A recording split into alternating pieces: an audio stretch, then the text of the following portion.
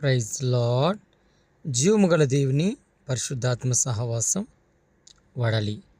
ఈరోజు వాగ్దానం మన కొరకు పరిశుద్ధ గ్రంథం నుండి యాకోబు పత్రిక 1వ అధ్యాయము 21వ వచనం. మీ ఆత్మలను రక్షించుటకు శక్తిగల వాక్యమును సాత్వికముతో అంగీకరించుడి. మీ ఆత్మలను రక్షించుటకు శక్తిగల వాక్యమును సాత్వికముతో అంగీకరించుడి. ప్రియులారా, ఈ యొక్క వాక్యం యొక్క ఉద్దేశం ఏంటంటే, దేవుడు 3 విషయాలు ప్రస్తావిస్తున్నారు. మొదటి మాట, పాపం నుండి విడిచిపెట్టడం అంటే హృదయములో ఉన్నటువంటి సమస్త కల్మషమును, గర్వాన్ని లేదా దుష్టత్వాన్ని పూర్తిగా వదిలివేయాలి. మీ ఆత్మను రక్షించగలగా శక్తిగల వాక్యమును సాత్వికత అంగీకరించటం అంటే, ఆ శక్తిగల వాక్యం ఉన్న చోట ఏముండదు? కల్మషం ఉండదు, గర్వం ఉండదు, దుష్టత్వం ఉండదు. ఇవన్నీ లేకుండా మనం జీవిస్తాం. దేవుని యొక్క వాక్యం యొక్క ప్రాముఖ్యత ఏంటంటే, మన హృదయాల్లో నాటబడిన దేవుని వాక్యాన్ని మన ఆత్మలను రక్షించే సంపూర్ణమైన శక్తి ఉన్నదని నువ్వు నమ్మాలి. దేవుని యొక్క వాక్యము ఎక్కడైతే నాటబడుతుందో, నాటబడిన చోట ఆత్మలను రక్షిస్తుంది. ఆత్మను రక్షించడం ఏంటి? మనుషులు కదా రక్షించుకోవటం. నిజమే. ఈరోజు హృదయం నిండిన దాన్ని బట్టి నోరు మాట్లాడుతుంది. నీ ఆత్మ దేని చేత అయితే నింపబడుతుందో, నీ హృదయము వేటి చేత అయితే నింపబడుతుందో, వాక్యము చేత నింపబడితే వాక్యానుసారంగా నడుస్తాం. లోకానుసారంగా మాటలతో క్రియలతో నింపబడితే లోకానుసారమైన క్రియలు, తలంపులు, ఆలోచనలలో కనబడతాయి. పిల్లరా, శక్తిగల వాక్యమును సాత్వికతో అంగీకరించడం అంటే ప్రేమతో అంగీకరించాలి. ఎవరు అంగీకరిస్తారు? లోపల కల్మషం లేకుండా, దుష్టత్వం లేకుండా ఉన్నవారు.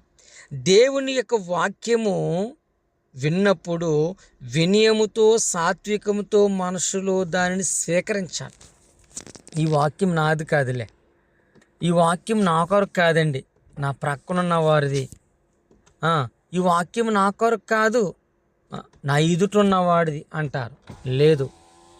ఈరోజు పిల్లరా, వాక్యముని వింటున్న మనము, ఆ వాక్యము ప్రభు మనతో మాట్లాడుతున్నారని ఎవరైతే నమ్ముతారు, ఎవరైతే అంగీకరిస్తారు, అంగీకరించిన వారు, విన్నవారికి దేవుడు ఈ 3 విషయాలు, పాపను విడిచిపెట్టడం, హృదయములో సమస్తాన్ని విడిచిపెట్టాలి.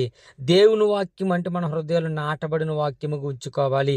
సాత్వికంతో అంగీకరించడం అంటే దేవుని వాక్యం వినయముతో నువ్వు అంగీకరించినప్పుడు, దానిని స్వీకరించినప్పుడు నీలో ఏది కూడా కల్మిషమైనది ఉండదు. అందుకనే ప్రియులారా, మీరు జరిగించిన అక్రమ క్రియలను విడిచిపెట్టి నూతన హృదయమును, నూతన బుద్ధియు తెచ్చుకునడి. ఇశ్రాయేలులారా, మీరెందుకు మరణము నొందుతురు? ఇదే ప్రభువు యెహోవాకు. మీరందరూ చనిపోవడం నాకు ఇష్టము కాదు. మీరందరూ మీ అక్రమను విడిచిపెట్టి, మీరందరూ మీ హృదయంలో తిష్ట వేసుకున్నటువంటి దుష్ట సంగతిని విడిచిపెట్టి నూతన బుద్ధి తెచ్చుకోండి, నూతన హృదయంను కలిగి ఉండండి. అప్పుడు మీరు మరణము నొందకుండా జీవం నడిపించబడతాం. ప్రియమైన వాళ్ళారా, అయితే సాధువైనట్టు మృదువైనట్టునైన గుణమును గల మీ హృదయపు అంతరంగ స్వభావమును మీకు అలంకారముగా ఉండవలెను.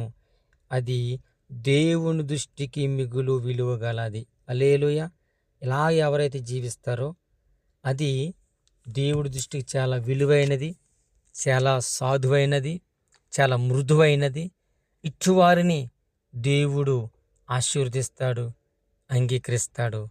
మీ ఆత్మను రక్షించుటకు శక్తిగల వాక్యము సాత్వికతో అంగీకరిస్తున్నావా లేదా?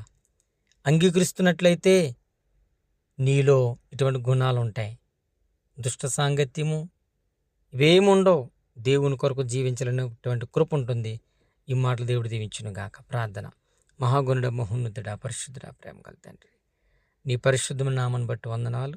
విన్న వాక్యాన్ని బట్టి ప్రతి బిడ్డను దీవించండి.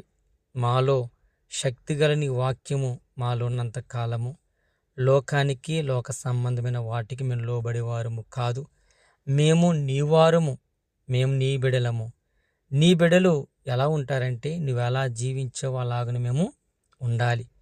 అలాగ ఉండటానికి నీ వాక్యము మమ్మల్ని సరిచేస్తుంది, సరిదిద్దుతుంది. వాటిలో నిత్యము నమ్మకమైన కృపకు పాత్రులుగా జీవించి మంచి నీ ఆత్మను మాటలో ప్రోక్షించి నీ వాక్యంతో నింపి నడిపించమని యేసుక్రీస్తు పరిశుద్ధనాలు ప్రార్థించుకున్నాం తండ్రి. ఆమెన్. God bless you all. Praise Lord. దేవుడు మనమందరం బహుగా దీవించును గాక. ఆమెన్.